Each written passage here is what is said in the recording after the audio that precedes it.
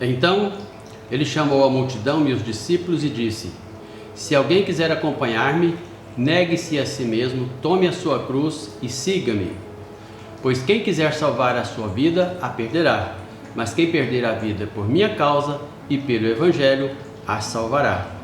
Pois que adianta o homem ganhar o mundo inteiro e perder a sua alma? Livro de Marcos, capítulo 8, versos 34 ao 36. Olá, amados, a graça e a paz do nosso Senhor Jesus Cristo. Eu sou o pastor José Reis e nesse vídeo eu abordo o tema A Cruz e o Cristão. Vamos ver? Para o cristão, a cruz representa a paixão e a morte de Cristo, mas pode ser traduzido como um instrumento de tortura e execução utilizado pelos romanos, formado de duas traves transversais onde se pregavam as vítimas. A cruz, amados, é tradicionalmente reconhecida como símbolo cristão.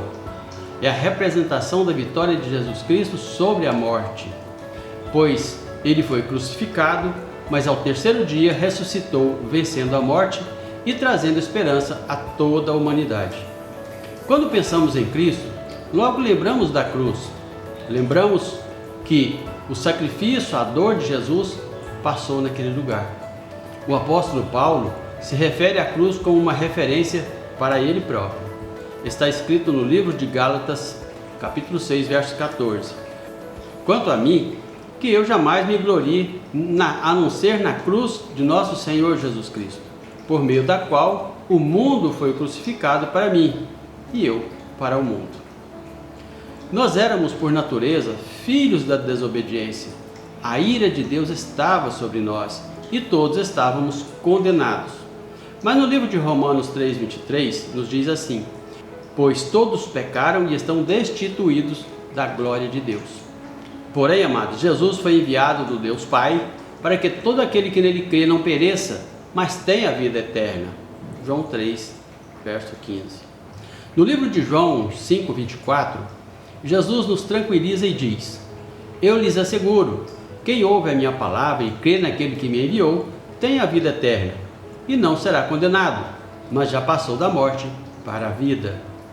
A única forma de não sermos consumidos pela ira de Deus é obedecer à orientação de Jesus, que está lá no livro de Mateus, capítulo 16, verso 24. Então disse Jesus aos seus discípulos: Se alguém quiser vir após mim, renuncie-se a si mesmo, tome sobre si a sua cruz e siga-me. Mas o que Jesus está dizendo em tomar a sua cruz? Primeiro vamos analisar o que levou Jesus até a cruz. Jesus era pecador? Não, ele não era um pecador. Jesus merecia a cruz? Também não, Jesus não merecia a cruz. Jesus poderia recusar a cruz? Sim, ele poderia recusar. Então por que ele foi crucificado? Vamos verificar nas Escrituras o porquê Jesus foi crucificado?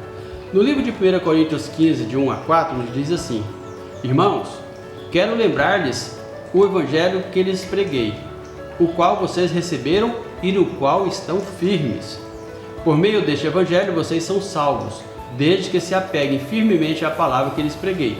Caso contrário, vocês têm crido em vão.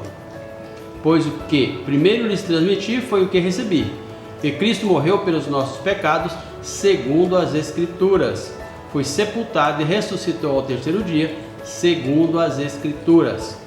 Então, amados, agora sabemos o porquê Jesus foi crucificado e morto na cruz. Foi para nos salvar. Mas salvar de quê?